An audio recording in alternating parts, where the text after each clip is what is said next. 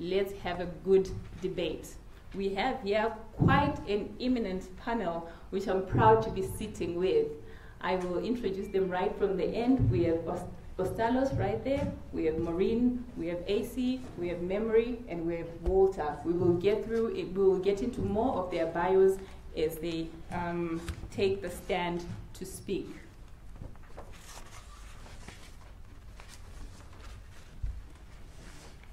So first of all, we are going to start with Maureen Kademaunga. Maureen is a national coordinator of the She Vote 2018 campaign. She's a human rights activist and also represents the Institute for Democratic Alternative for Zimbabwe. Maureen Kademaunga is a Doctor of Philosophy student at the University of Pretoria. She holds a Master of Science degree in Political Science from the University of Amsterdam and BSc Honors degree in Sociology from the University of Zimbabwe.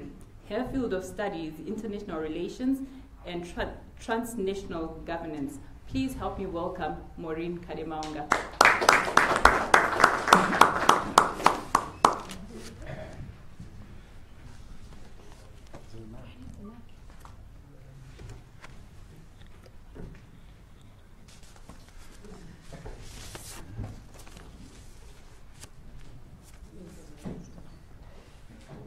Thank you very much. Thanks, Tendai. Thanks for the introduction. I think, simply put, I'm a political science student, anthropology student, and also a resident of Zimbabwe. The topic today is focused on the youth and the election, the upcoming election. You're welcome. What's going on? So sorry. On the youth and the election in Zimbabwe, the generational question. I think for me, at the center of the economic, because when you talk to young people a lot of times and you ask about the generational question, they will respond and tell you about their unemployment. They will tell you that they are living in abject poverty. They will tell you about the lack of democratic freedoms, freedom of assembly, freedom of choice, etc. And what has been lacking for me is the understanding of the root cause of all these problems that they speak about every day. And I think at the center of our economic problems is the thorny issue of bad governance, pre-independence and post-independence. When Mbuya Nehanda, Chabinuka and others were agitating and organizing their lords to resist, it was to resist a colonial government that had excluded our people from the economic, or from the economics of the country, from the political arrangement of the country. So we had the first Chimurenga. And then we moved into the second Chimurenga, where we have, your Tongo Garas, your Maimujurus and them, who fought against the colonial government. But the central issue was never really just the colonial government, but the effects of the colonial government, which meant that our people are excluded from the economy, our people are excluded from decision-making, etc., and the women continue to be peripheral. Post-independence, in 1980, when our people elected a government that was elected through a seemingly democratic process, it was almost a new dawn. But less than 5 years after they assumed power, this government started butchering people in Matabeleland.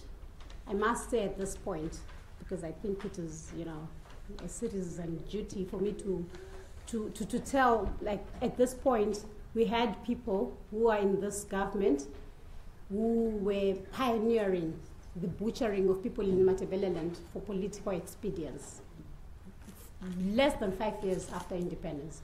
And then barely 10 years after independence, neocolonialism took a center stage.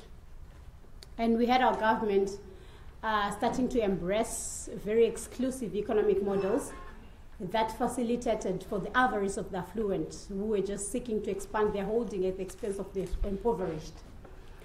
And at every turn, as I told the history of our country, pre-independence, we had the generations of that time, the young people of that time, the Buyaneanders, the Kaguris, agitating and organizing their lords to resist in the first Chimurenga.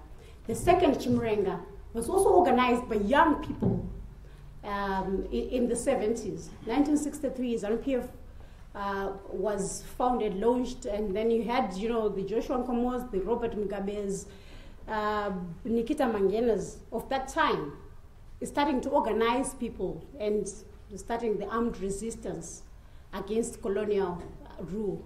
That was a generational arrangement, generational response to a crisis of that time, which was a crisis of governance in terms of, colonial rule. They won the war, they came in, they started. And when they started governing, like I said, 10 years later, they embraced neocolonialism. The effects of neocolonialism were felt by our parents, by people at that time. Chigumuro, if you understand, the government wanted a leaner structure, a lot of people lost their jobs. Things became very difficult for the generality of Zimbabweans. In the mid-90s to the late 90s, people started to organize themselves through the Zimbabwe Congress of Trade Unions, that's the labor, women's movement, the students' movement, the NCA, the National Constitutional Assembly. It was a generational response to a question of that day. They started to organize from the Bazi townships of Mbare right to the last hut in Mzarabani. People were educated about what was going on, about the neocolonialism agenda that had taken the center stage and how it was robbing our people of their livelihoods. And out of that, the birth of the MDC in 1999 was witnessed by Zimbabweans. And I think at that point, that's when we started to see the third Chimurenga. Not the third Chimurenga in the terms of, evading farms and butchering white people on a very racial political scheme. For me, the third Chimurenga started with the MDC as they started to question the exclusionary economic model and as they started to question, the neoliberal agenda. And from then, we've seen this third Chimurenga evolve. So when I saw the topic, which says youths and the generational question, I asked myself, what is the generational question? And for me, the generational question really is to complete the change that started pre-independence with the Mbuyaneanders in the 1890s, when they spoke about resistance against a white minority rule. And this is the question that we continue to grapple with. Because for me, the main source of our problems as we live our daily lives, our daily struggles, we are unemployed, the majority of us as young people, our productive years are being wasted away, etc., etc. But the source of that is bad governance, which started pre-colonial. And we trusted a government that came in 1980 that they would deliver the change that we wanted. But that change is not here yet. After the agitation and the organization of the MDC and other, pro-democratic forces, by 2009, 2010, going into the current politics, we thought we had moved a step further. But in 2017, November, we saw, the takeover, the military takeover by the military and, incorporating some civilian elements, Emerson Mnangagwa and others, being fronted as, the face of the military operation to take over the country. Things have not been the same since then. We marched in our numbers. Everyone has to be associated with it because it resonated with our agenda that Mugabe must go. People forgot that the Mugabe that we were calling for to go was not Mugabe the person, but Mugabe the system. So these people took Mugabe out, and Mugabe the system, Mugabeism, continues today. So for me, the generational question is to complete the change by taking out what we put in 1980 under the premise of putting democracy. It's a dictatorship. It's continuing to date. So going forward, what we need to do is to to make sure that we deal with that governance question. In that sense, then we'll be able to deal with the economic question and the social question. The fact that we are isolated from the family of nations at this point emanates from a governance crisis. We've had a government that is selfish, a government that believes that it must do whatever it takes to stay in power. And I think for us as young people, the majority of us at this point are unemployed. You know, and every day we've had to endure the curse and criticism of those who are eating on behalf of us to say that we lack agency and will and ambition, which is not the case. Because we are not, you know, the thing is, we are not there in parliament, we are not there in government, we're just a generation that is sidelined, if you want. What's going on? Really? Already? Okay, so maybe if I can just quickly say, so for me, you know, the generational question is to complete the change. And how do we complete this change? We're going towards an election in 2018. We have a militarized regime in power. The first thing is that we have to be bold as young people and call it out for what it is. It is an undemocratic and illegitimate regime that took power through military means. The military at the gun is leading politics. So we need to reverse that through an election that is credible, an election that is free. And how do we do that? We need to start to agitate and organize our lot as young people and make sure that we demand for a credible election where we have the security of the voter, security of the vote, and security of the voted. Outside that, we will not be able to complete the change.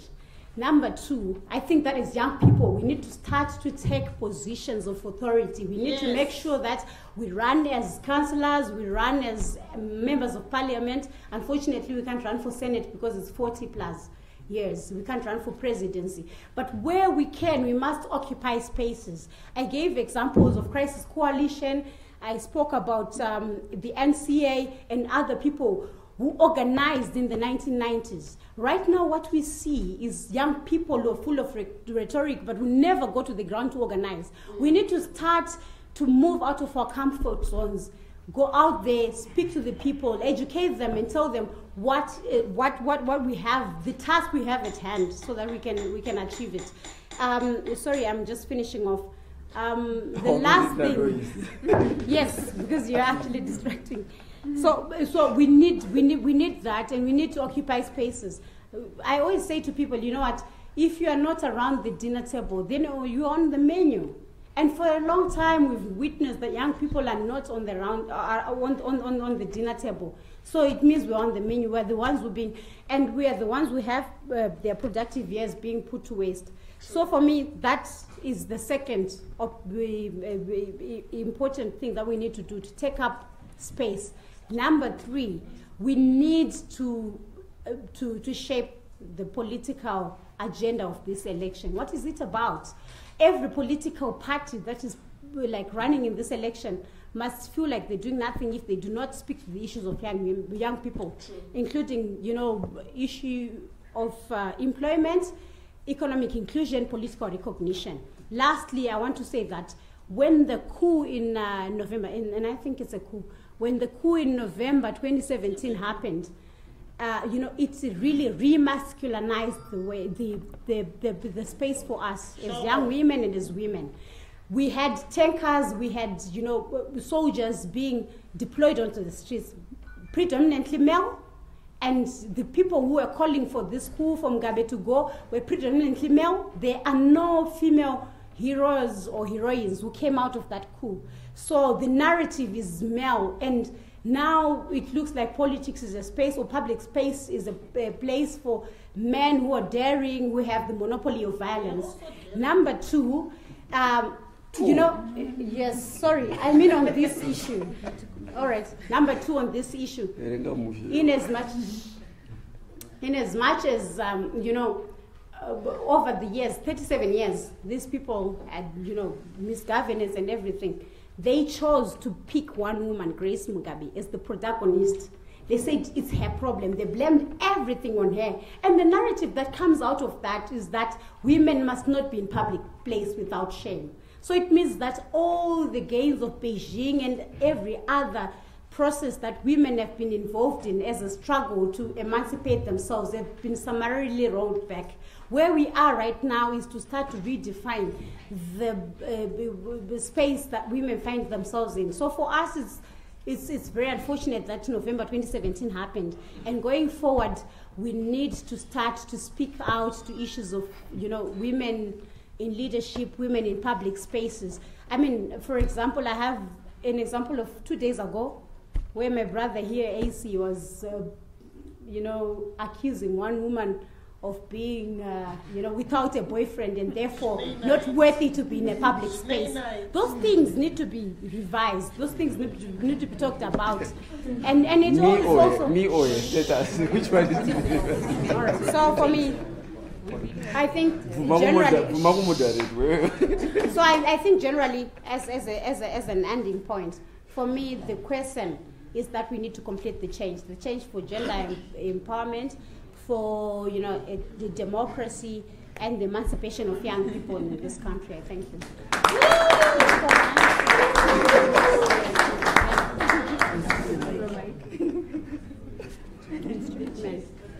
How do you give me 3 minutes? Thank you, Maureen. The history and political landscape of Zimbabwe, well documented there. And she says we need to complete the revolution that began way back then. And also the question being asked is, do women have a space in leadership? How many women do we have here? Is it the political space that makes it that way, or is it just simply that women are not interested? I think I see just about 3 women in this room. That question, of course, on this panel we are 50-50, but that is a question that we would also like to be answered. In terms of our time, ladies and gentlemen, please, let's recognize our time. It's 5 minutes, 7 minutes maximum. We would like for everyone to be able to make a contribution, and then we would also like to get into the question session. It's our viewers that will suffer if we do not give them enough time. Up next is Advocate Walter Chiwore. He is a registered legal practitioner, notary public and conveyancer, and has wide-ranging experience in all areas of legal practice, with a deliberate bias towards corporate and commercial law practice. He was registered to practice in the courts in 2010. He's a graduate of the University of Zimbabwe, having obtained a Bachelor of Law, LLB honors in 2010. He is currently studying towards being a Certified Financial Analyst Charter Holder with the CFA Institute and towards obtaining an MBA with the University of Science and Technology. He is well versed with various aspects of corporate and company law, intellectual property, international trade and investment law, mining law, foreclosures, debt collection, and insurance law, among other fields of law. Prior to setting up practice, Mr. Chiwore was employed at Gulandebele Commercial Lawyers as a professional assistant since September 2010. Please help me welcome Mr. Walter Chiwore.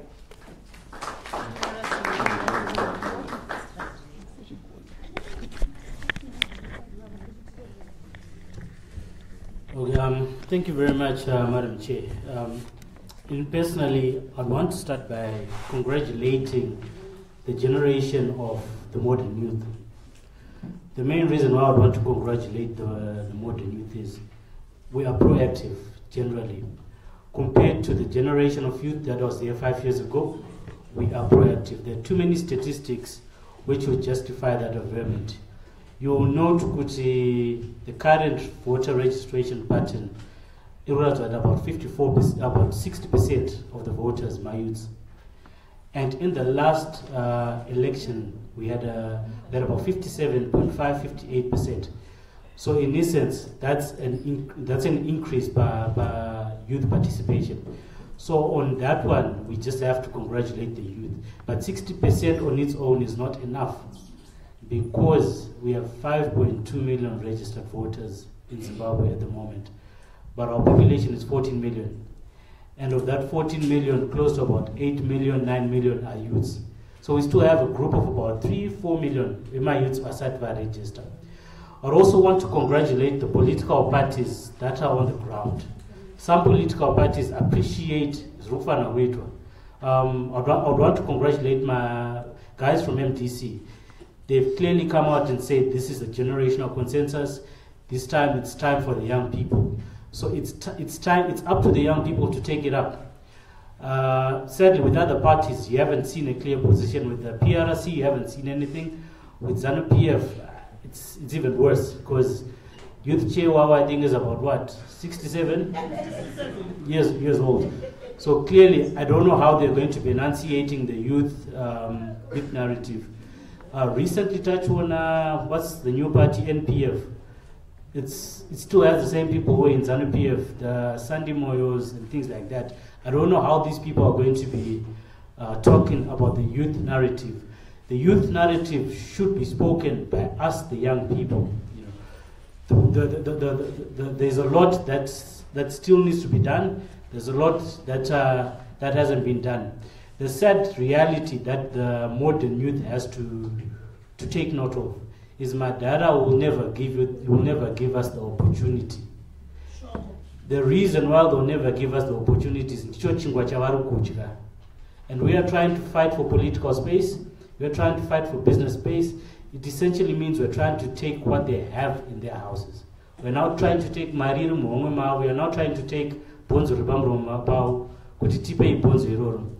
The modern day youth just has to be told you will not get that on a silver platter. There's been a debate, I think a couple of months ago, after Morgan Tsvangirai passed away, how Nelson Chamisa went and took on leadership.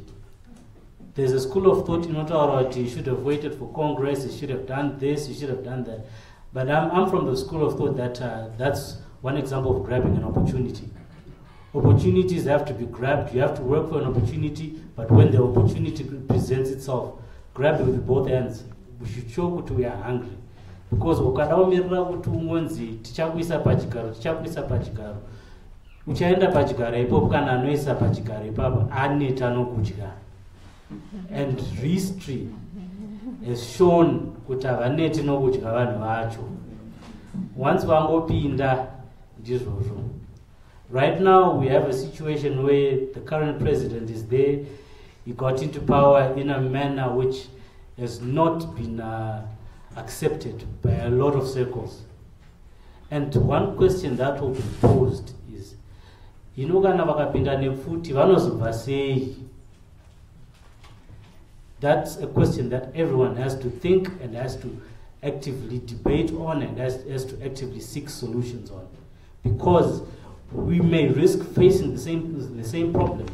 That when one comes into power, next time the chance of Philip Sibanda I want to be president.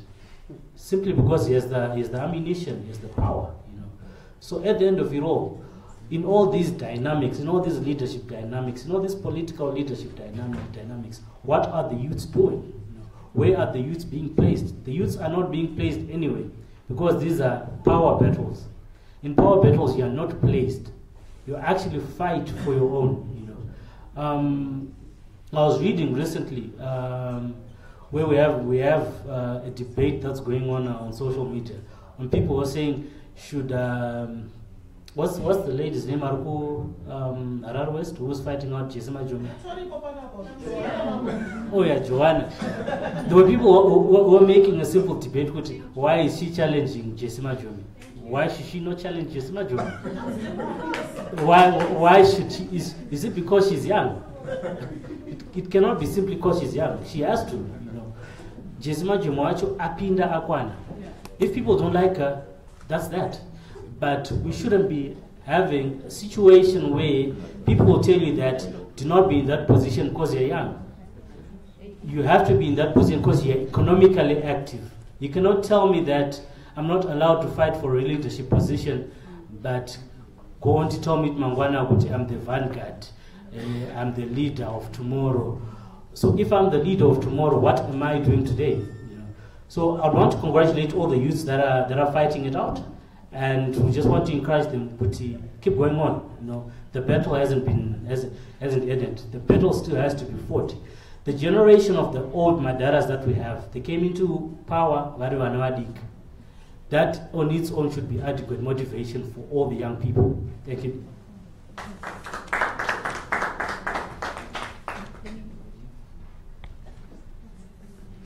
Ladies and gentlemen, that was Advocate Walter Chivore. The question is 2018 elections, youth and the generational question. And he says about 2 to 3 million youth have not yet registered to vote. Are we ready to play our role? Are we ready to make a difference? Are we ready to complete the revolution? Are you the one eating or the one being eaten? Choose where you belong. There is a car outside with registration number AEH 3684. The doors are wide open. Would you please attend to your car? On to our next speaker, we have Memory Kadau. Memory Kadau. Memory Pamela is an activist with 12 years experience in development work, human rights, governance, and democracy, development communication, and research. Memory is also passionate and interested in social movement, building equality, music, religion, and culture. A well-rounded lady there. Please help me welcome Memory Kadau.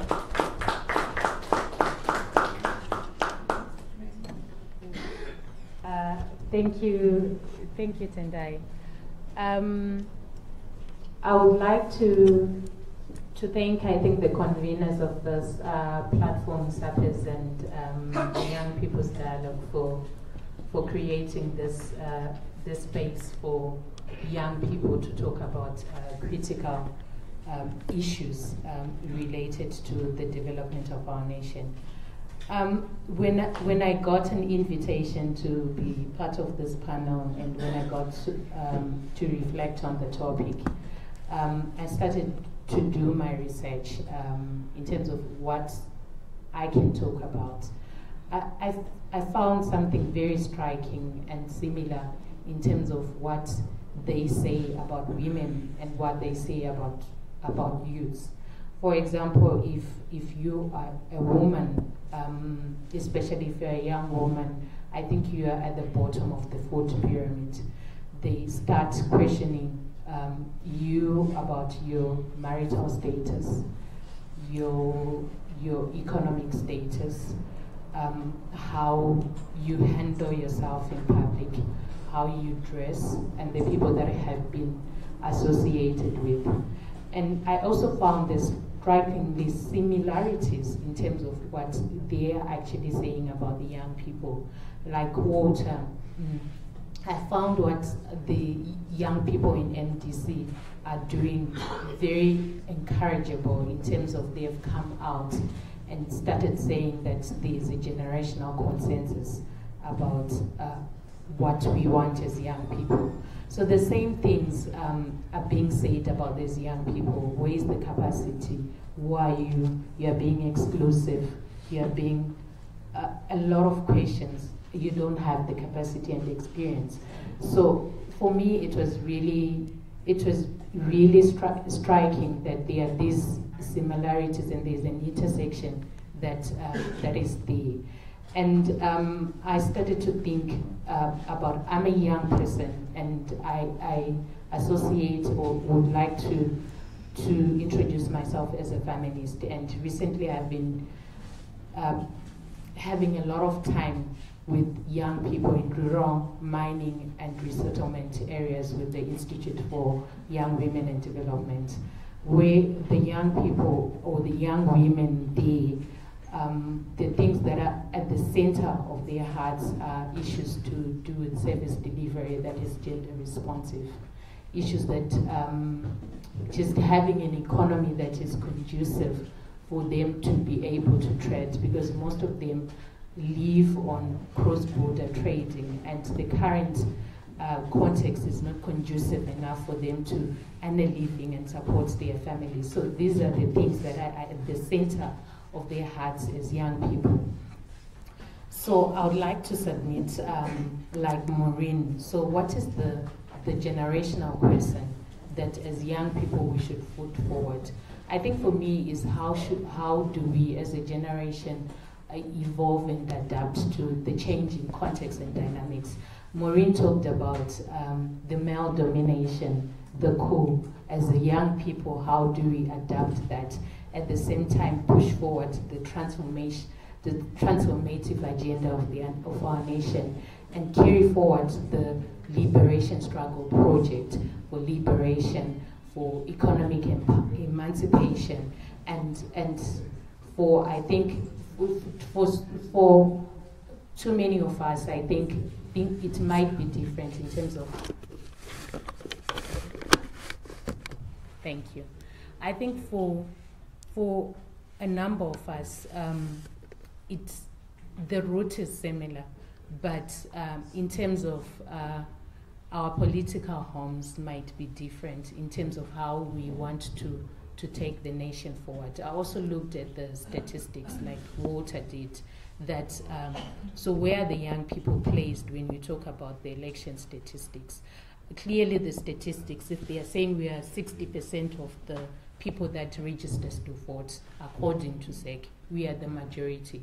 But as young people, how are we then going to use the power and influence that we have in terms of if we are the majority that have registered to vote? How are we going to use that power in terms of influencing and leading the processes? I also looked at what has been happening generally in terms of how we have been viewed as young people. I think we have been called a lot of names. We have been told that we have nothing to inherit currently. We've been told that we are entitled. We've been told that we are arrogant. We are clueless. We are perpetrators of violence. We are also victims at the same time. The list is endless. But then how do we take the power that we have and the influence that we are yielding at this moment in time? How do we transform that to real change that Maureen was talking about? And I would also want to talk about what has been happening. If we look at the recent cabinet appointments, there was nothing there for the young people. It was almost non-existent, where we have a minister for women and the youth that is over 50 years.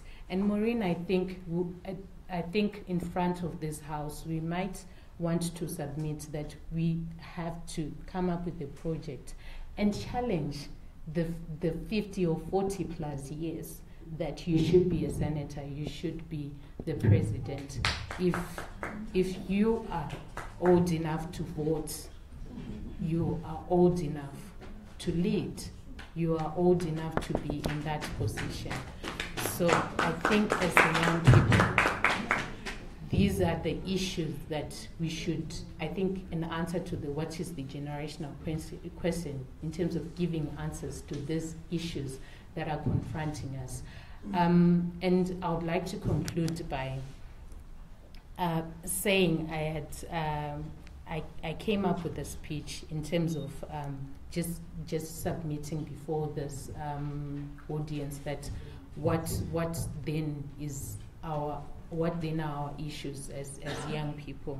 For me, I think it's a change in the governance culture, where the young people are part of nation building and are equal partners instead of seen as soldiers or rally supporters.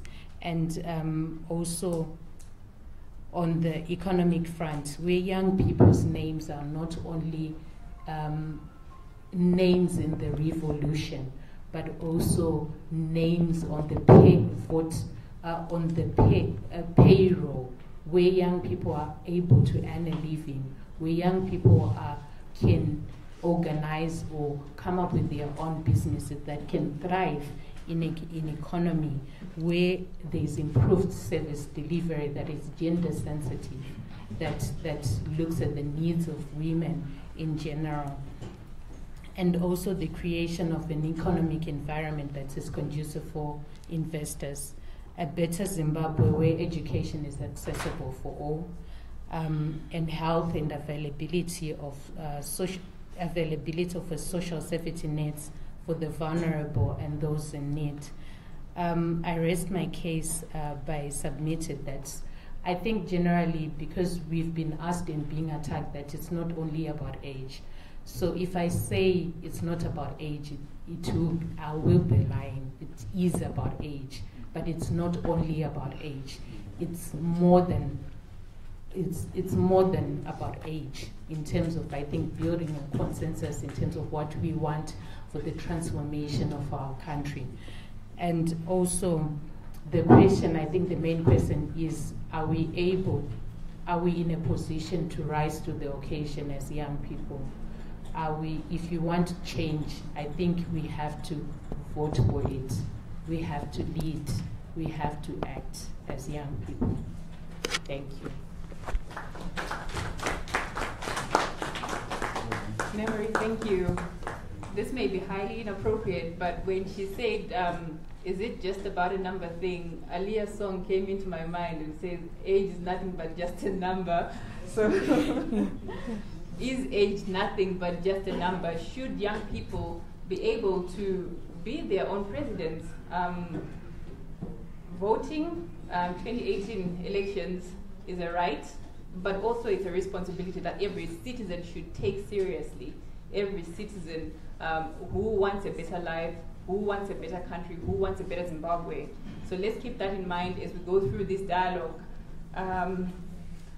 Our next speaker is Ostalos Siziba. He's a former student leader from University of Zimbabwe. He served in the 2014 to 2015 SRC and graduated and joined the University of Zimbabwe postgraduate department as a master's in international student relations. He also holds a postgraduate certificate from Harvard Kennedy School. Ostalos Siziba is a justice activist and has been involved in social movements and civil society work in Zimbabwe. He's also an organizer with Generational Consensus. Ladies and gentlemen, please help me welcome Ostalos. And please do take note, we're beaming live through Sly Media Productions on Facebook. Don't hesitate to share. Thank you. Thank you very much, Madam Chair. Revolutionary greetings to you all. My name is Comrade. I don't know whether I need this thing.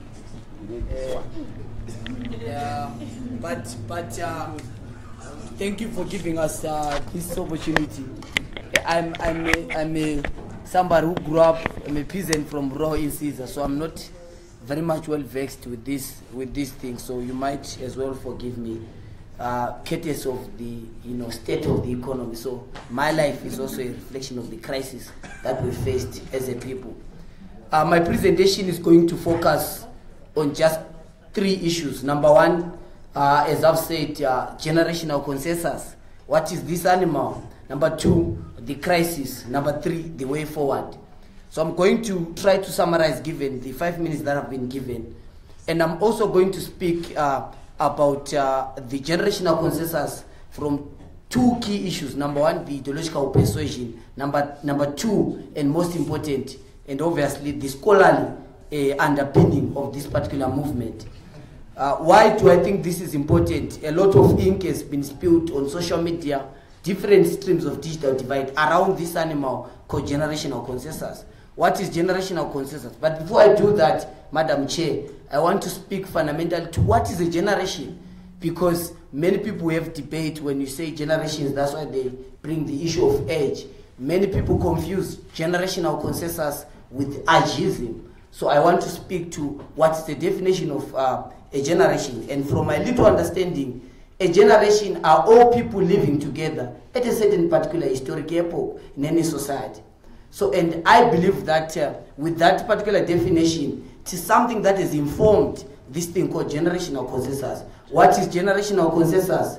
Generational consensus is a broad movement of young people from different streams of history that have reconvened fundamentally because of one thing. Frantz Fanon, writing in The Wretched of Earth, he says, and I quote, "Each generation must, out of relative obscurity, discover its mission, fulfill it or betray it." And we as young people from different walks of life, we decided to choose the latter, to fulfill our mission. What is our mission? The National Democratic Revolutionary Project that was started before we were born had 3 clear fundamentals. And at the center of it, I want to submit before this house, it was the fight for one man, one vote. That was the agenda of the National Democratic Revolution. So, but because this thing called the National Democratic Revolution, it was nationalist and democratic in the same process. But we saw, because of what Antonio Gramsci talks about, the revolutionary praxis, we saw the nationalists choosing the first part of that particular project, the nationalist agenda. You have the Mosé Robert Mugabe coming in with the big name political oligopolies, undermining the democratic part of that particular project. So us realizing that it is important as young people at a certain historic epoch to discover our mission and fulfill it. So it's very clear it's a movement for young people, intellectuals, peasants, graduates, unemployed people, doctors, and so forth.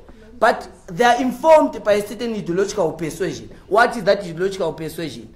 Arthur Mtambara, one of the former student leaders at the University of Zimbabwe, during his time, he wrote, and I quote, "Cognizant of the recent events in Eastern Europe, the Union has agreed to submit itself to Marxism-Leninism, that equates itself to scientific socialism. They agreed fundamentally as a generation."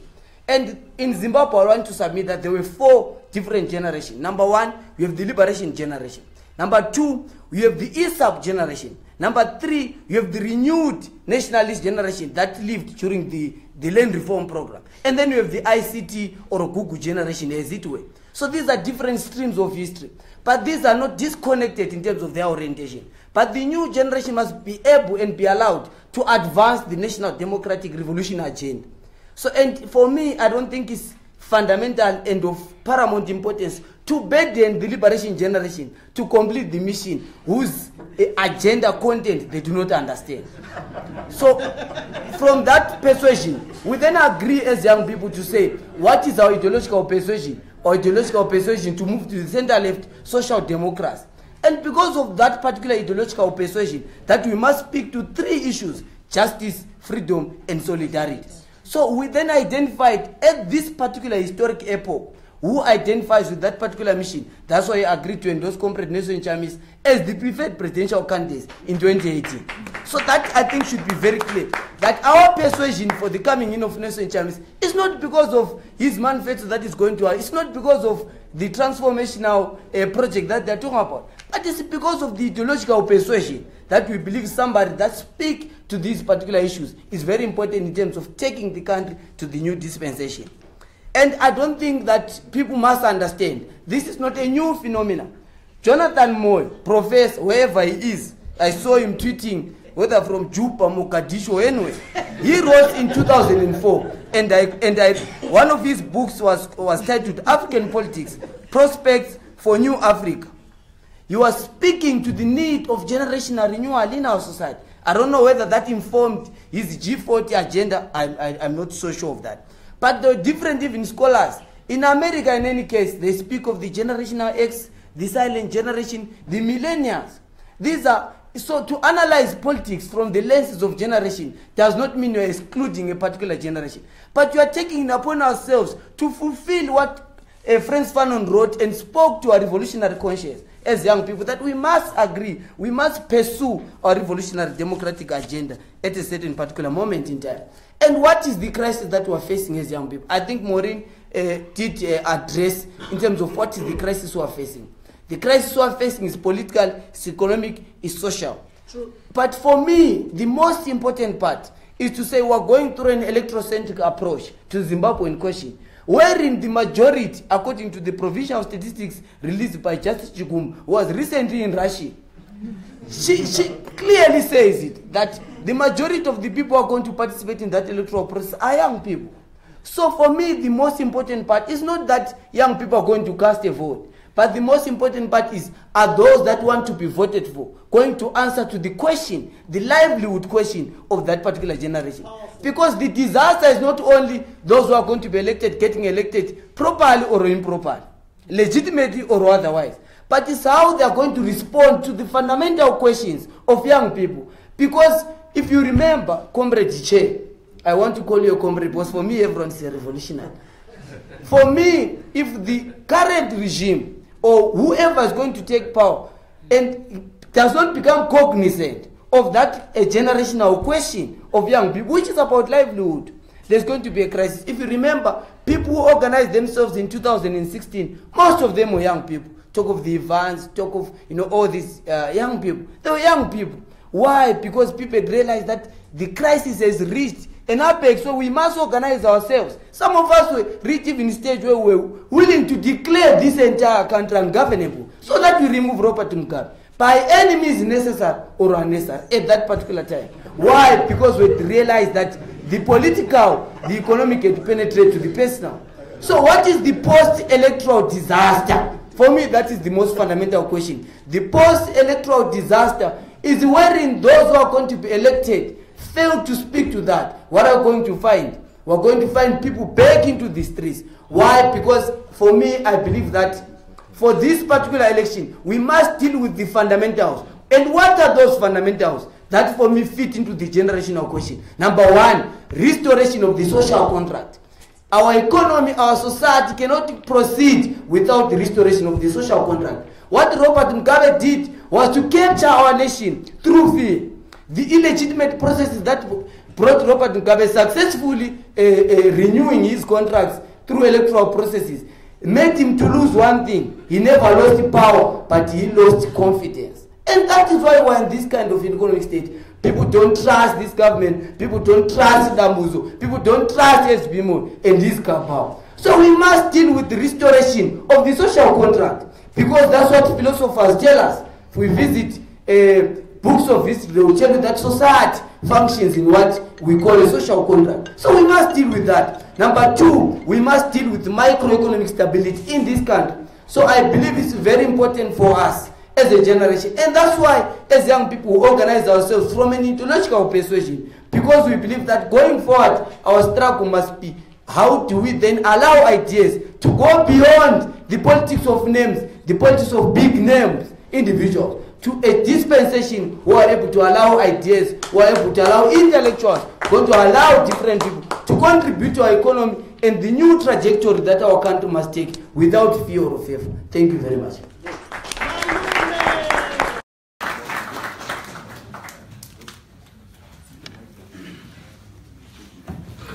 So, ladies and gentlemen, here is the EU agreeing on an ideology. Now, do we have an ideology? Take a moment and pause and ask yourself, what is our vision? What is our mission as young people? Do we have one? Do we agree? No. Can we even agree? Are we going to fulfill or betray our mission? What is the answer going to be? It's completely and totally up to you. Ladies and gentlemen, we introduce our next speaker. His name is Acie Lumumba, businessman and former chairman of Viva Zimbabwe, international political risk consultant, advising multinationals that invest in political and stable countries. Lumumba has worked as a government advisor in Zimbabwe, Zambia, and UK, where he served and led in the British Youth Parliament. Acie is completing his master's in global leadership. Please help me welcome Mr. Acie Lumumba.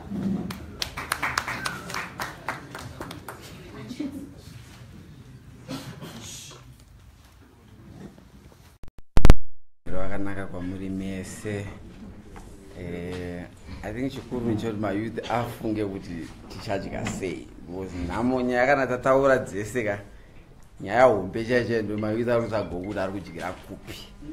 Allow me to respect and regard Baba Mandaza. Thank you for giving us your home and your offices to use. Allow me to recognize the chairman who's put all of us here together today, Mukoma Kandemiri. Thank you for putting us together. You chair the, I guess, the monopoly of us, chairman. Thank you. I recognize in the audience there's a lot of youth leaders. Mukoma Bishop Shokunze, thank you. I see you, Mukoma Leroy Mufela. I see Cecilia from MDC. I see you, independent candidate, my sister Linda. It's very good to see you, and of course the internet sensation at the moment from Harare West, Joanna Mamombe is here, Agency Gumbo is here. So you know, if I don't call you out, forgive me. I see you. Sabe Mawarire is here. I blocked him on Facebook. But you're welcome. I think my Yimba is here. So anyway, guys, I just want to give some respect and say thank you. I want to acknowledge what my colleagues here have said. Maureen I've known for many years now. Akandifonera mari mozura chitsura futi ninye kuti andakati fadza anofana chiyamwisa vada angari majokes aigaregere kuyamwisa kwachona inaitamba. I apologized, but Maureen said something very important to me when she called me. She said, Acie, while we may always disagree, while we may not always see things eye to eye, the one thing we must always do is defend each other's right to be able to disagree. Powerful. And I found it so powerful, and I told her, but this is the generation where we are today, where while we may disagree, and disagree we do, we must never stop defending each other's right to raise our hands up and say, I would like to say something. My brother Ostalos, you've been very strong, very steadfast in your push for generational consensus. Well done. And again, you know, you have to respect a young person who decides to stand up and say, I will try. Because we get attacked every day. It is a thankless job to be sitting where we are sitting right now. Tino tu kwandati. Unodo wafama mrudi. Kuna nenga chiti ya ombere. Kune unongo chifamba murodi. Kweta anotoona unge atokumaka because wakataura opinion yako. And then kuna story nakana opinion ba angokumaka nekuti uonayo. And then kuti anongobvumirana nezvese zvese. And in these differences, you learn how to navigate as a leader, but it is hard. Yes. Don't underestimate kuona vanhu vamunoona vachimirana pakamirana chamisa pakaoma. Ndozadzimwe vanhu ndachivhundurira yotongo ndataurawo vanhu ndozvatakuita. Because democracy yacho dzimwe inonyudza futi. I recognize, of course, my brother, the advocate. I've read a lot of your work. Well done. And my sister, thank you, and very good presentation. Here is what I would like to pose as where I think the generational question is. I think what we all saw happen last year is we come from very various upbringings. And I see Mosha. Kwandika kurira inini, nekwakakurira Maureen, kwakati orienta zvakasiyana. Tichikura, tichivapfana stereke politics, Maureen was stubborn MDC. I was stubborn ZANU-PF. Inini ZANU-PF tikanetsana ndikatosvika pakutotukana nemukuru weZANU-PF. Tanetsana yekuona mangangi ekunetsana. But the same happens in MDC. Maureen in MDC akatomuzviko pakuti zvinenge zvisiri kushanda izvi. So as we come from our different upbringings, we have seen conflict at different points. But you realize that as you watch this conflict, yes.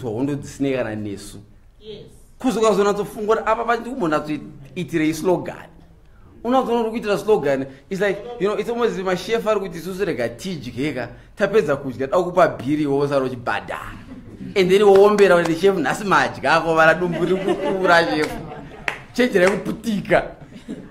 and this is where some of us came from. And then some of us came from a background where we were never politically oriented. I don't think we're politically ignorant. I think we're just politically fatigued. We've seen elections all our lives. When you say we're politically ignorant, you make an assumption that we don't know what elections are about, or we don't know what politics is about. We absolutely know what elections are about. You don't want to taste politics that you in Zimbabwe.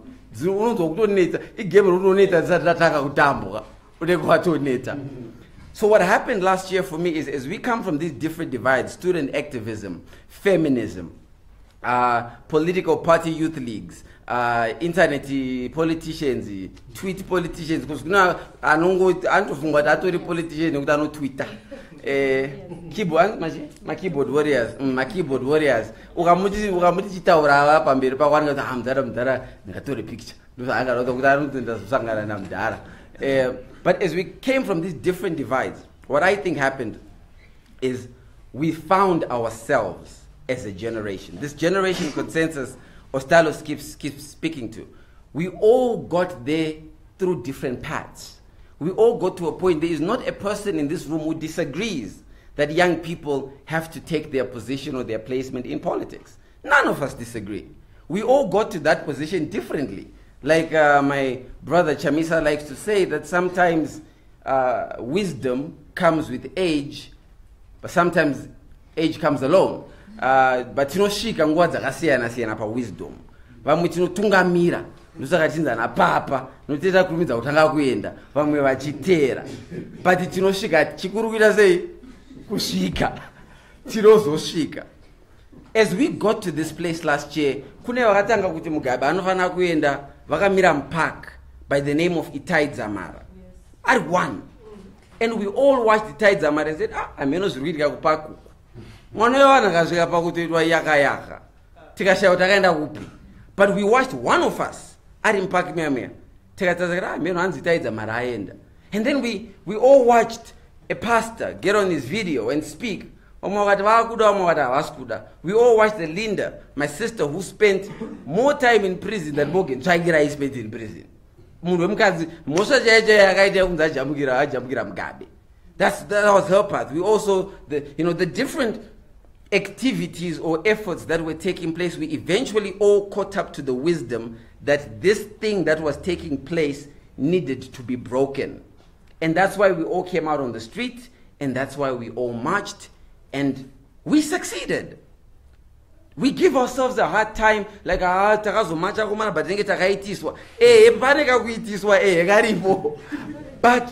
the very fact that we did that, nobody else can take credit of that march except young people of this country.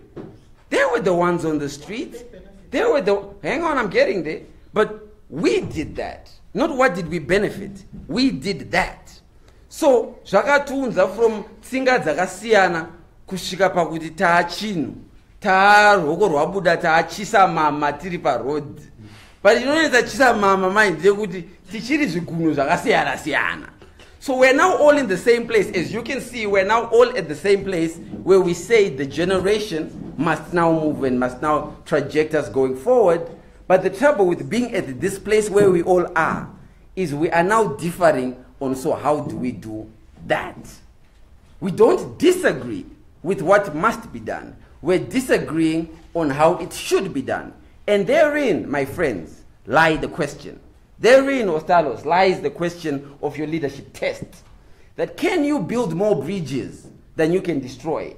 As young politicians, are we in the habit of fighting on behalf of MDC and fighting on behalf of ZANU-PF instead of fighting for each other?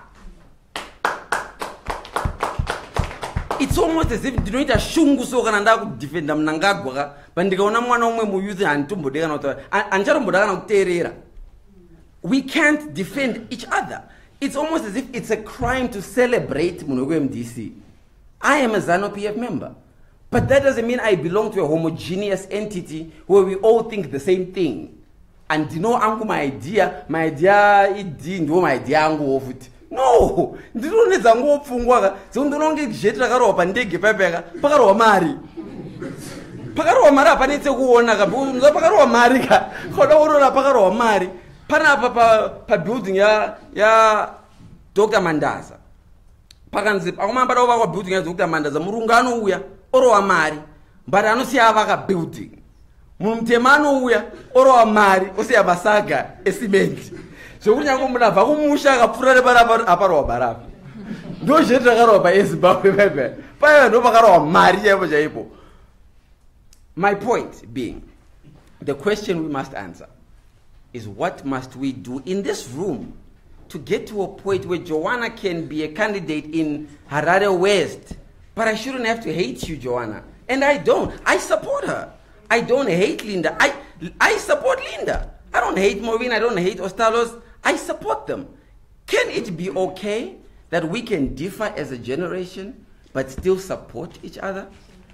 Can it be okay that we can tisata manya kunyadze madhara andiziye kunoswera madhara yani andomboziye kwanoswera zvanoswera vachibata but kana zvakunzi nhasi kune rally toy toy ndofana kunomira nepamberi petoy toy kuti madhara akudya komana ngati mboitira toy toy. Say we have the numbers on our side. This conversation has been going on for years. The numbers are on our side. A group of young people, many years back, those who are more scholastic than I am will be able to tell you the years, gathered together from the same different parts of the country, began to whisper it to each other. They began to say, hey, inzoeka comrade. They were not talking about the past, which is what we seem to be obsessed with.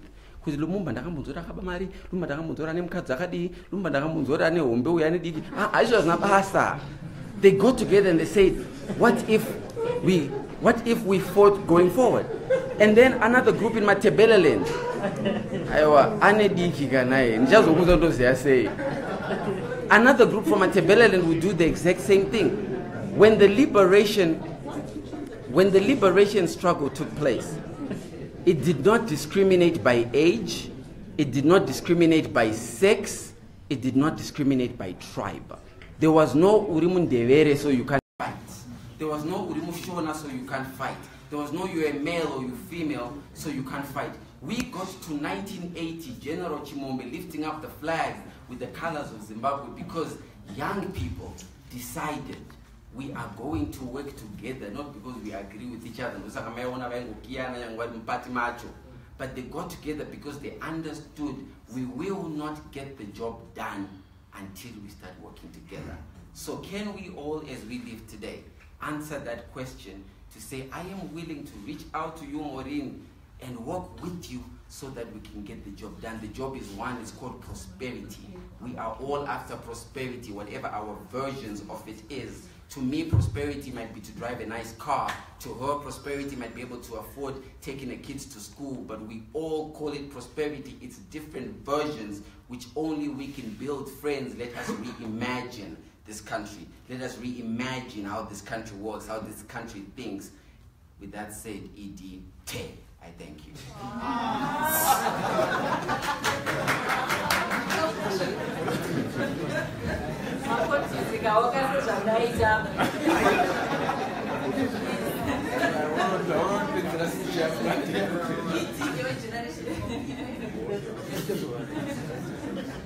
Ladies and gentlemen,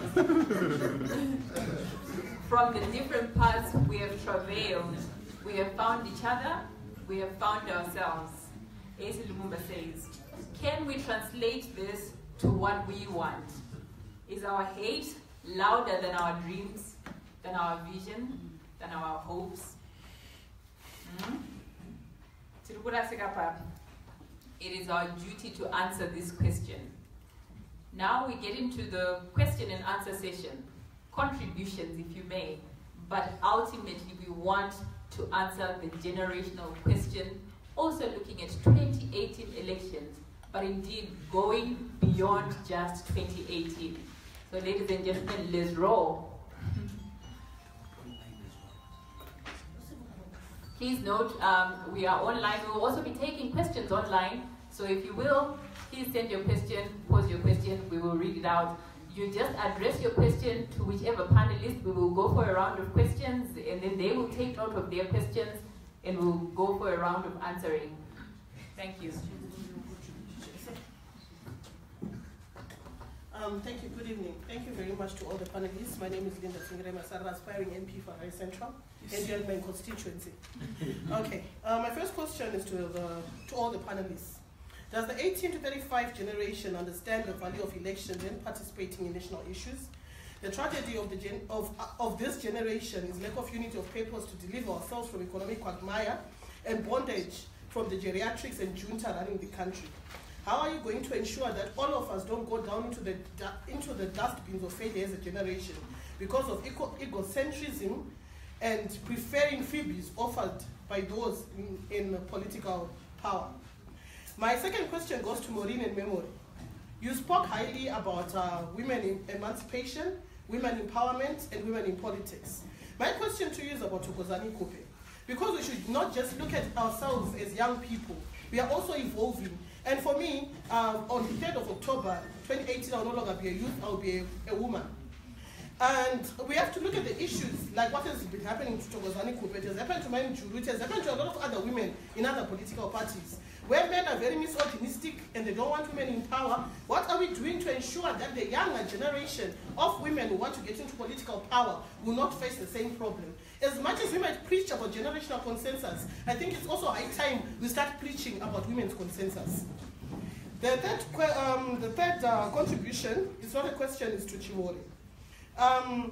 If we take politics as a means to survival only, or bonds or ekudya, I think we will clearly be missing the plot as the younger generation. Because we have got a lot of things that we need to correct that have been done the wrong way by the current crop of leaders that we have.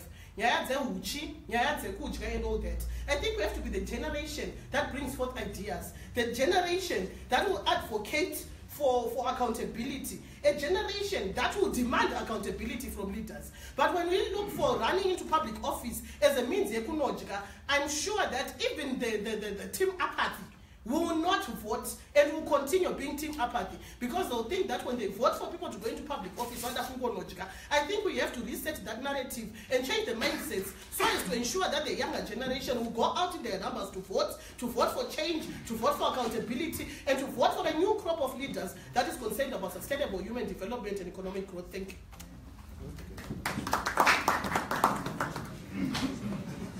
Okay, Comrade Linda has said it well. The concept of kujya that was introduced by the fellow colleague, I think as a generation that proposition is quite problematic, because if we trace history, we will discover that it has only produced sycophants.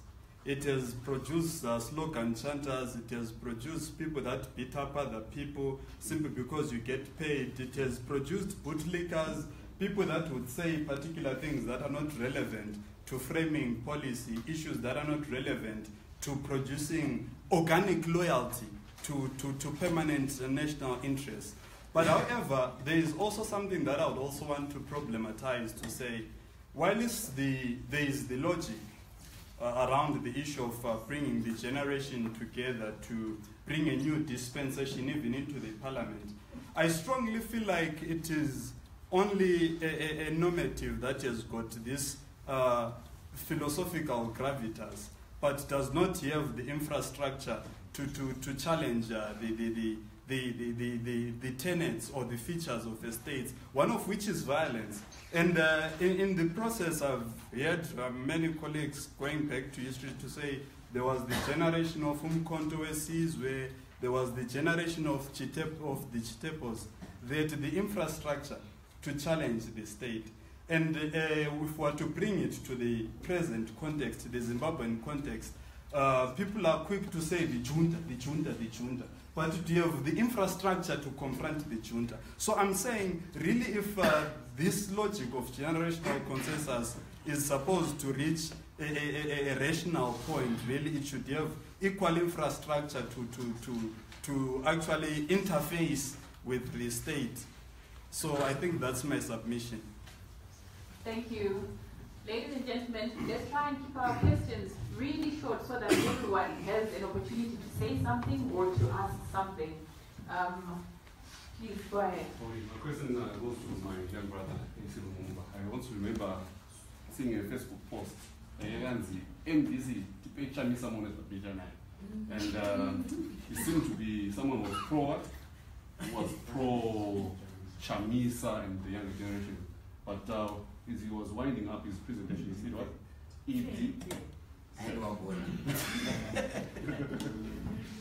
All right, thank you. That's my question, yeah. Okay. We will have the gentleman right at the back there. Thank you. For me, I think it's a comment and probably a question to my sister Maureen. My comment is that the cracks at the core of the generational question for me, if you look into 2018, is not just the question of age.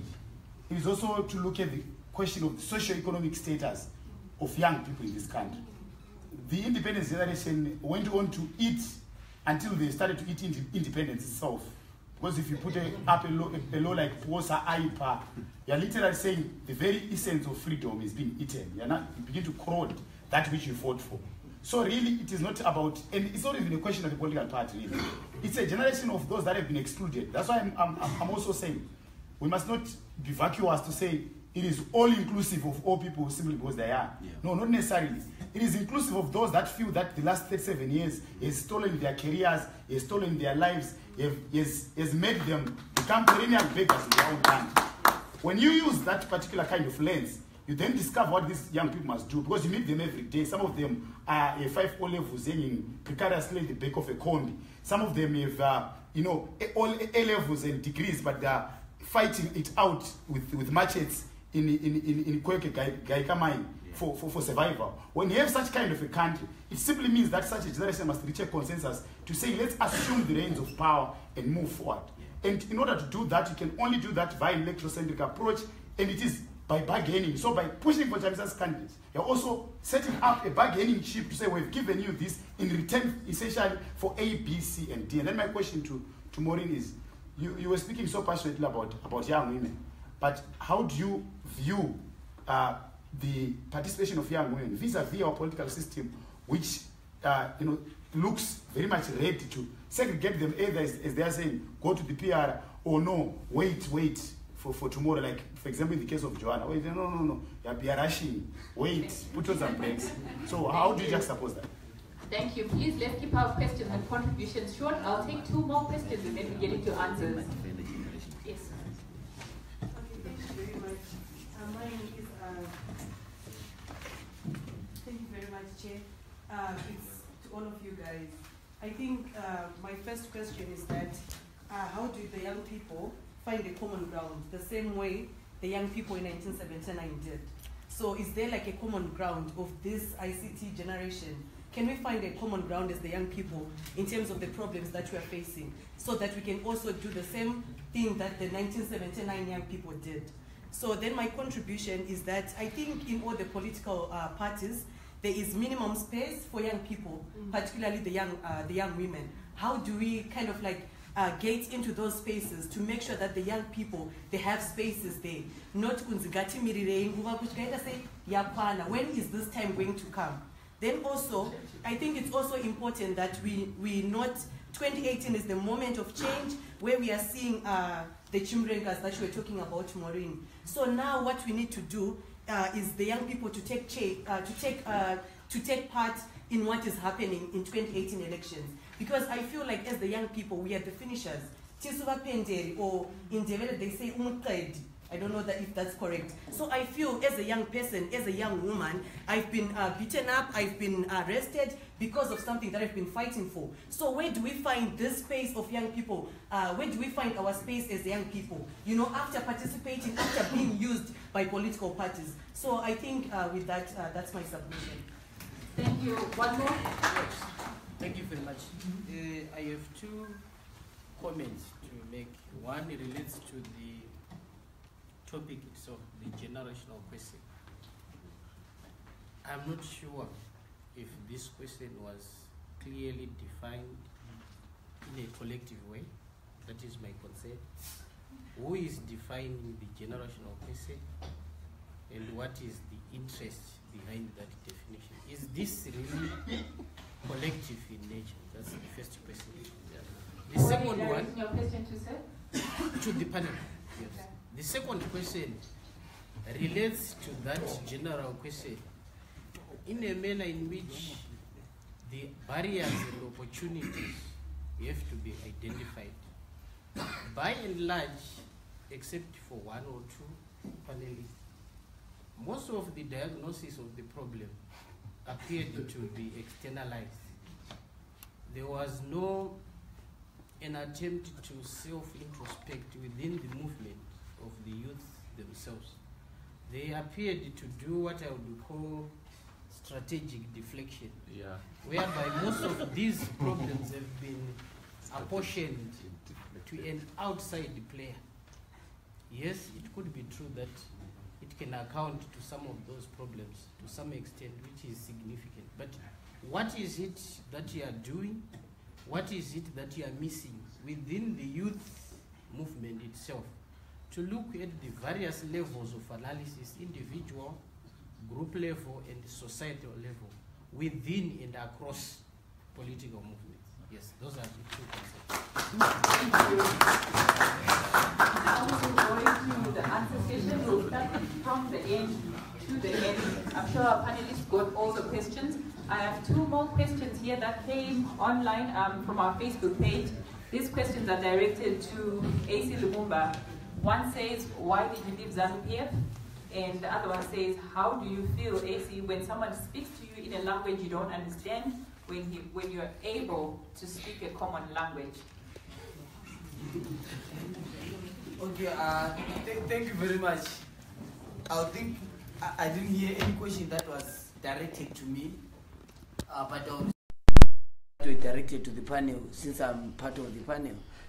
And firstly, I think I would also want to respond a bit on behalf of Lumumba. I think when he said EDF, he didn't finish. I think it was EDF Kaskaf. I think that was.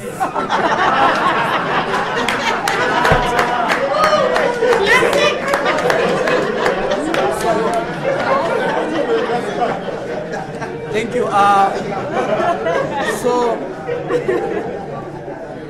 But I'll try to respond to primarily the question that was raised by my brother Richard Maumva around the way young people's movement organizing themselves to take power. And I would like to believe that the 21st century consequential question is that there are two worlds. On the other side are government gangs firing bullets, but on the other end are young people firing tweets. So me, I think it's a fundamental difference. So the way they organize themselves must not be primarily on issues that can then end up wrongly in terms of assumption. As Pride has rightly put it, the solution is electrocentric, mobilizing young people to go through an electoral process so that we garner victory in that particular process. And then it's not always easy, I think, to respond to, Dr. Mandara, because he's my lecturer since part one. He taught me political theory, introduced me to Franz Fanon and all these scholars. But because they've chosen to let him there and me here, I think I've been given at least the temporal mandate to respond to the question of how. I think also it's a comment on how then do we introspect as young people. And one of the greatest challenges of our society, if you look at how ZANU-PF structured the Zimase document and all those kind of things, where they were assumed to be national documents of nature, but they're not consultative in essence and in significance. So I find it as a more organic comment in terms of how do we organize ourselves as young people and introspect in terms of whatever program of action. But if I remember well, the South African democratic movement, the revolutionary movement in South Africa said, and it was not everyone, few individuals said in the ANC Youth Assembly, and they made key resolutions. I think there were 4. Number 1, anti-struggle. Number 2, international solidarity. Number 3, underground operation. Number 4, mass mobilization.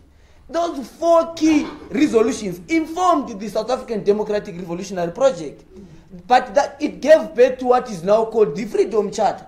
So it became a broad consultative process, but it was started by individuals, but who were conscious, talk of the play consciousness movement. So for me, I think the fundamental pillars must be dealt with in terms of, do we agree at the level of ideological and philosophical persuasion, so they can then go back to our people and then have conversations. Because the consultative process is very important, but also it needs clarity of thought and what scholars call organic intellectual thought leadership, so that you inform a certain generation, so that you discover a mission and pursue it without fear or favor. So I think it's a comment, I appreciate it, and I think it must continue to inform our persuasion as young people. Thank you. Thank you. Indeed, conversation informs decisions, and that's what we do best at Young People's Dialogue. We conversate. Maureen, please. Oh, thank you. I think I'll start from where Ostalo's left. That Dr. Mandara's intervention is very critical, that we need to self-introspect. And as Ostalo says, we must do more to demonstrate our resilience. What I've noticed is that in the past 20 years, we have people at critical historical turns, mobilizing and going towards or forward one agenda, and then they just, demobilize. 2016, we had a very good movement going on, this flag and other people, and then it disseminated, and it accrues to a 1-minute impact. It's short-lived, and people just, demobilize before they reach the agenda. So for me, really, we need to do more to demonstrate our resilience, just in the same manner that people who went to fight the liberation war demonstrated their resilience. They knew that we will not stop until we attain, independence for Zimbabwe. And this is what is lacking in our generation. People will start talking about, prepaid water meters today. 2-3 days later, another issue emerges. They abandon this one and they go to the next issue. And for me, this is coming from a point where we have not defined the generational question, which is why this talk is very important. As I said at the beginning, the generational question for us is to complete the change. And what is the change? The change that people who went to the liberation war fought for is to democratize this country so that whatever those who are in the leadership do responds to the wishes and aspirations of the Zimbabwean people. And this is what we need to do as a generation. It's not about you going for a day without a meal. It's about those in the leadership not being able to deliver the wishes and aspirations of the Zimbabwean people. As soon as they manage to do that, we will be able to sort every other problem that we have. So for me, the resilience will come from having a consensus around what it is that we really want to achieve. And then Pride speaks to the issue of participation of young women, youth being sidelined. And I think it comes back to the issue that we're talking about, completing the change. And the change is about inclusive democratic governance. And when you talk about inclusive democratic governance, you talk about the representativity of government. When you talk about representativity of government, you take into account the fact that young people are 65% plus of the population. Therefore, it must represent or it must be represented or reflect in our governance structures. That way, we will know that our problems, our issues are fully represented. So for me, we need to narrow it down to what is the question. And the question is to complete the change of governance, or to complete the question of governance. And then there's an issue that was asked around, Thokozani Kupe and other women. And earlier on, I think memory, it must have been memory, who said it's not about age. It's about age, but it's not only about age. It is the same thing with the women's question. It's about women, but it's not only about women. When you talk about patriarchy, the mistake that many people make is to think that patriarchy is, just pro-women and anti-men. It's not that. Patriarchy is about fighting a system of dominance.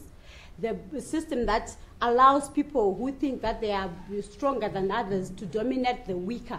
So for me, when a woman has an education, when a woman has a sufficient income, extra disposable income, and when a woman has a position of authority, it means that they're no longer vulnerable.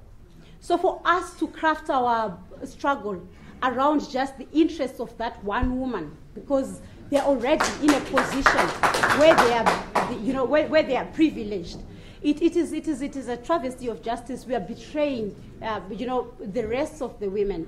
For me, when women who are waking up every morning, having to look for alternative sources of energy because there's no electricity, having to look for clean water for their babies because children are dying from drinking dirty water, having to watch their babies die in hospitals because there's no medication, because electricity goes and your baby is in an incubator and they can't be supported anymore. When those women speak and say, you are the woman we forwarded, but we feel that you're not representing our aspirations. We also, as women, like you men, understand what democracy is about. So when we say we've put you forward, but you are not understanding what democracy is about, and we think that you must step down and we will put forth another woman, that is not discrimination against women. It is the wishes and aspirations of the majority, and it must be respected. What we've seen in the women's movement is that the women who benefited from the Beijing outcomes came back, monopolized the space, and said that, appointed themselves as patriarchal gatekeepers and said, until we say yes, you will not pass a certain post. And it's been very difficult for young women. When we started organizing, mobilizing, and agitating for #SheVotes 2018, we faced resistance from the older women. We faced resistance until a point where we said, no, we need an intergenerational talk, an intergenerational dialogue where we will tell you what we are about. That's when we started working with some of them. But what I understand is that the space is dominated by a narrative that is driven by women of privilege. And women of privilege believe that gender emancipation, gender upliftment, women's upliftment is about them and not about the ordinary woman. And we are putting a stop to that. So from today forth, when we speak and we say, Dr. Thokozani Kupe, you've served, but we feel that as women, you're no longer representing our interests. May you please step aside and we allow other people who we want to. Yes, it's same as she says, I'm sorry. As she says, Grace Mugabe, I've posed the question that if being a woman is the only criterion of value for someone to be in leadership, why did the women's movement not stand with Grace Mugabe when she was coming to those rallies and attacking people? It's because she was going against everything that we believe in. So it's no longer about just being a woman. No. What we're fighting for is to get to a place where we are gender blind, where we look at people's capabilities and abilities, despite the fact that they're male or female. That is what we're fighting for. We're not just fighting for a moment where we put women into power despite their shortcomings. So from that, I think. Thank you. It's beyond being a woman. Dr. Mandara says there seems to be a deflection of responsibility. We keep saying they, who are they, and who are we in this equation? Can we answer that question? Who places them where they are? Who places you where you want to be? Is there some sort of protocol that we must follow, or there's something that we can do? So as we go forward, let's keep in mind that question. Acie,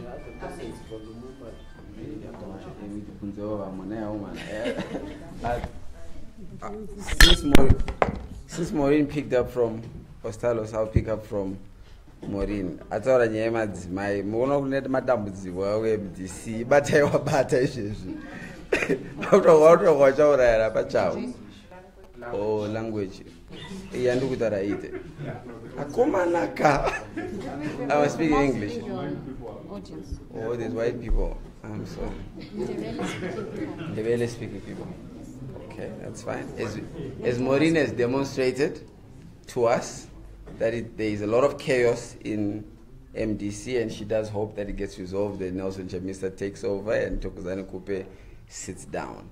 And I hope so too, by the way. For you, I hope so too. Let me respond to some of the questions, at least the ones that are still topical in my head. The issue of how do we then come together? The good doctor asked. So we're placing responsibility that it is somebody else's fault. Anyone who is in this room who has been involved in youth leadership knows how close to impossible it has been to get young people, especially young leaders, to get in the same room and move in the same direction. Of all the youth leaders I can see in this room, I see my brother Patson Jamara has just joined us.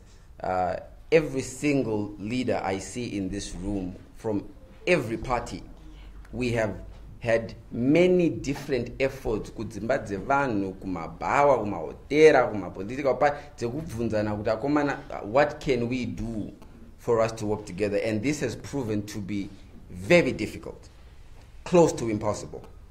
So herein lies my suggestion to how you answer that question.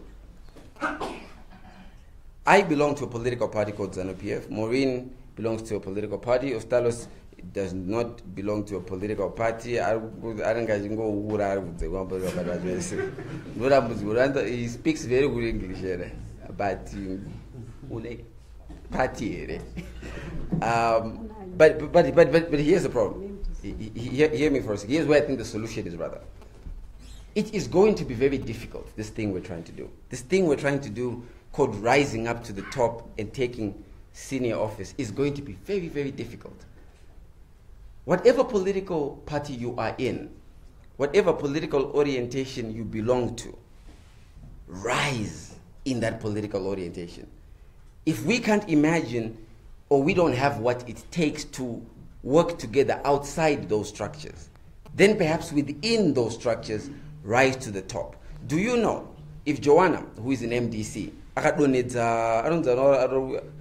one, Jesse, which I hope you do, if she's able to take out Jesse, and Joanna gets in as a young person, and Ostalos in his independence is able to take out the other independents at Atemba, and is able to rise up as the new, and Ostalos is the new, you know, Ostalos in Kosara Moyo. Big English from Mars, but Chakubata. But Ostalos is able to become the new hero within the independent space. I rise up within ZANU-PF, become the new fair. When we get, as a generation, forgive my comedy, as a generation, when we get to a level where we are now at the highest level possible of those institutions, I reckon we can relate with each other better. You see the conversation happening here between us? It is harder for our parents than it is for us. So I am of the submission we get to the top of the pyramid by rising up the ranks. I want to see an agency, Gumbo. Good to see you, agency. Rise to the top of MDC, Indigenous Uku, Umsoro, to Sangana. So that's all the question that the doctor asked, how do you do it? My brother Courage Mafuki asked and said in the beginning, you said last year, and I wrote a post that give us Chamisa and we'll do the rest. Has my heart changed since then? I don't even know when the election date is. Maybe you do. I would really like to hear what both of them are saying. I am not so, Jonathan Moyo calls them idiots, you know, to the extent that I don't want to hear what Chamisa is saying. I want to hear it. And I am listening to it. Bear in mind, I've been on a sabbatical for 3 months. I've just got back. And I'm busy at the moment, as you've noticed today. But I would like to hear what is Chamisa saying. The same way I hope everybody is trying to hear what is Chamisa saying, what is Mnangagwa saying. Let's not be fanatics, where we say just because it is Chamisa, just because it is Mnangagwa, I am voting. So yes, I am a member of ZANU-PF. I went, the question was, why did you go? Another question, why did I go back? I went back because that's where I'm from. It's my orientation. Ndochitendero changu. Kwandikakurira, zvinotoitwa zvigure zveikoko ndozvigure zvangu. Izvo zviyaziya ndozvekwangu, marikitiro ati mabhegi, mashandiro ati madziri. Yaka yendo yatobarira imomo. So I am okay there. And I'm sure others are okay where they are.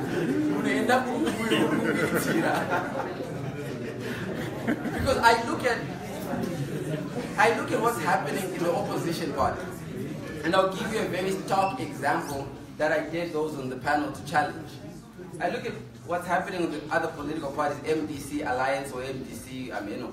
And of the young people who are seated here, the ones who we see, so we saw Joanna, we saw Linda, we saw Cecilia, we see Agency, we see Maureen, my youth who are affiliated to MDC. Ask them how impossible it is for them to survive in MDC. And then you want me to live where I am comfortable. I have a car, I have a house, I have money. And then you want me to leave and go enjoy this. It cannot happen. These people are poor, I'm telling you. Yeah, that's why I left Ibatutics. Ice cream is important to buy when you go on a date. I can't be buying my children no ice cream. And now it's actually the hazard. Again, forgive the comedy, guys. I'm just trying to say these issues are in all parties. There is as hard an acceptance of young people in MDC, so I can imagine how hard it would even be for me. I am very comfortable where I am, but I am not an idiot. I am listening to what the other side has to say, and Pandro only defeated. I agree with, okay, our bullet train seems to be a better idea than a Mshika Shika. Let us have a bullet train. I agree, I like bullet trains, I think well done. And I think finally Joanna spoke of the young people of 1979, and how the young people of 1979 got to their point of consensus. I think us too, we are the young people of the millennial generation, we will find our consensus. Sometimes I also think we're too hard on ourselves. Like, it didn't happen today, so why it didn't happen today? It's never going to happen. Look, we will eventually find ourselves. Mukusapota matime bora akafanana, mukuina umabawa akafanana, mukuya kuma platforms anengana yakafanana. We will eventually find ourselves. I think the quickest way to get there, Joanna, to 1970, the quickest way is if all young people, all of us, just came to South Acie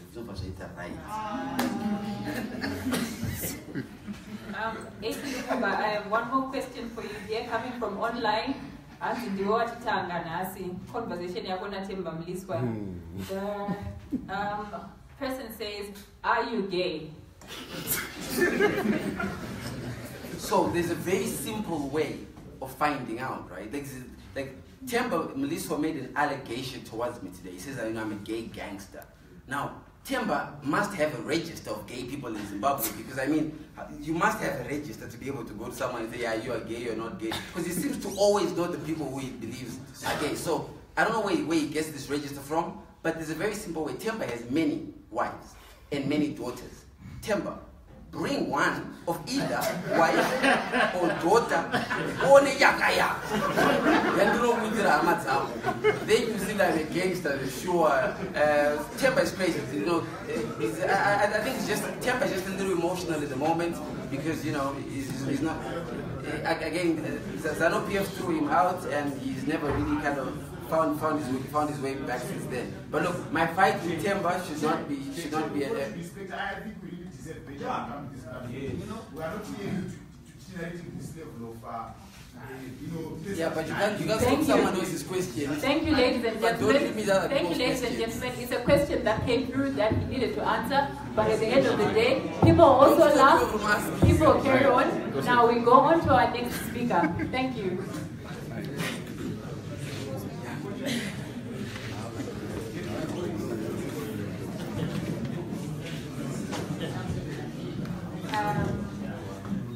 Thank you. I think, yeah, most of the questions, Maureen, Acie, and Ostalos tried to do justice to them. I'll just run through some of them. Linda, the 18 to 35 age group, that do they have an understanding and do they take elections seriously? I think we were part of a conversation where you actually also proposed that there is actually need. I think there has been a deliberate action in terms of just improving consciousness of the young people, not from 18, but at a very tender age, around issues of elections and history of our country. So I totally subscribe to that there is need. I think they might have understanding and consciousness of the importance of elections. I think statistics tell us that the recent ZEC elections, statistics tell us that 60% of the registered voters are women and young people. But we still need to do more in terms of just raising that consciousness. I think the obligation falls on all of us and other people. Then the second question came from Linda as well, and a bit from Joanna, around rallying together as women or young women.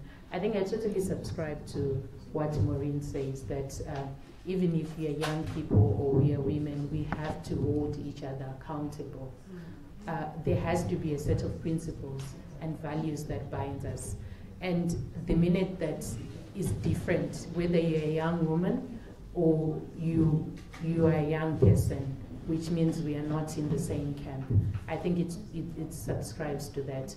And I know you're hurting, and it has always been one of our long conversations in terms of, I think it's a challenge in how do we, as young people, Joanna also posed that we find common ground. I spent more than 10 years working for an institution that ideally, I think its mandate is consensus building. And I want to be very truthful in terms of consensus building is not going to happen overnight. Sometimes you have two people. And it's not you shouldn't be heartbroken in terms of just finding common ground. You need to continuously push, continuously reach out and listen. I think listen more to the diverging voices in terms of why are we not finding common ground for us to be able to find that common ground. But as I was listening, yes, of course, Dr. Mandara says we are pointing fingers and we are blaming. But as I was listening carefully, although we have, I said it before in my presentation, we might have different political homes, all of us here, but I think our aspirations, maybe if that is the common ground, is a better Zimbabwe. Is the prosperity that Acie was talking about. You might define it in different ways, but that's what we want. We might not want bullet trains, some of us, but some of us want that, something that is effective and efficient. But that's common ground. That is what we want as young people. So yes, I like academics and civil society people. When Pastor Ivan Mawarire emerged, the academics and civil society people, they like things to be written on ink and paper. And the civil society like log frames. So they were like, so what's the result? So where are we going? What are the objectives? What is the outcome? And sometimes it kills the organizing and movement building that we are talking about. It's a process. I think in 1979, the liberation struggle that Joanna was talking about, we were not talking about the log front, we were not talking about the results, so key result areas and all that. It was how we're going to progress, incremental gains as we move from this point to point B to point C. But they knew where they were going. They knew what they wanted. I think it's the same thing. And Dr. Mandara, yes, I totally agree. At some point, or I think all the time as young people, we should also hold ourselves to account. We should be accountable. We should self-introspect. We should look at what we are doing right and what we are doing wrong. And I totally take that. And the last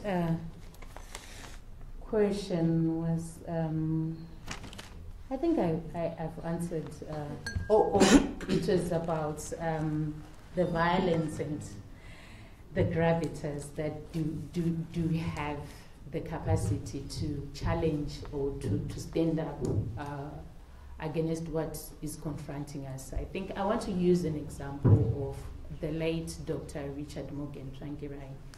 I think even as you want to call it at the weakest, that he didn't command any army, any of the state apparatus that you're talking about. But in 2008, he was able to win elections without all of that.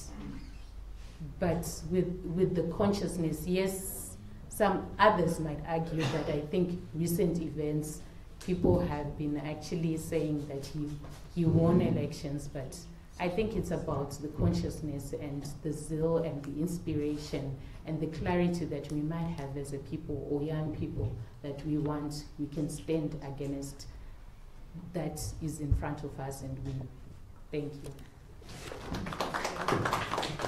Thank you, Memory. I'm observing something very interesting here. It seems like we might, after all, be starting to have that consensus dialogue that we're all crying for. It seems like most of the panelists up here agree, together with the audience. Acie Lumumba says, let's listen to each other. Let's hear what each candidate is saying. And Memory goes on to say, in addition to that, let us be ready to be accountable for our actions, our hopes, our dreams, our desires. Now we will go to our last panelist to respond, and then we will go into the last round of questions. Thank you.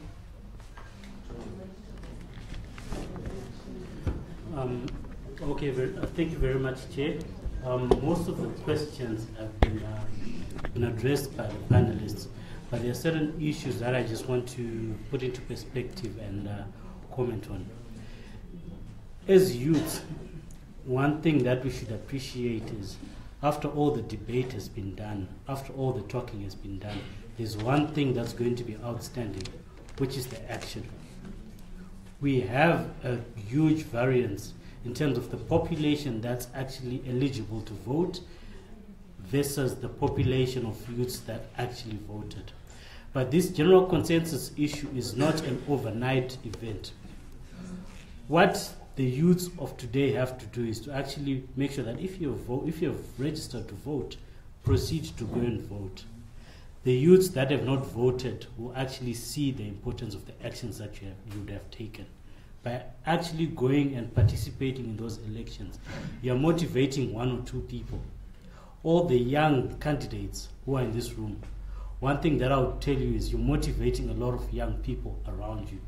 They may not come to you and say it, but you're silently motivating a lot of people. Right now, it doesn't seem taboo to be challenging a senior member like Jesse Majume in MTC, because everyone has seen a young person doing that. That's how we ultimately get to the generational consensus. It's not an overnight event, it's a process. And it's up to this generation to keep pushing that process, making sure that we get to where we desire. So that will be all.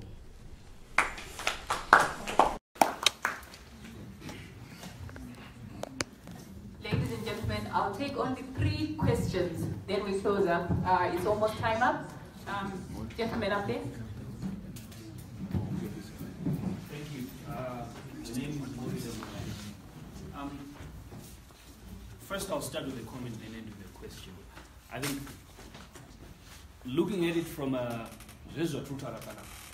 all this is, at the end of the day, boils down to politics, whether it's the socio-economic status that we're saying as young people, but the political side, determines that particular side.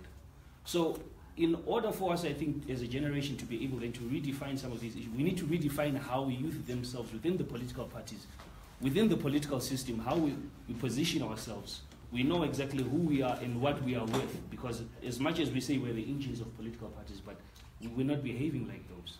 It's very difficult, as I think Acie also was saying it, that it's very difficult within political parties for young people to have the freedom to speak or act and do the very same issues that we speak about within those particular circles. If you go and implement some of these things within political parties,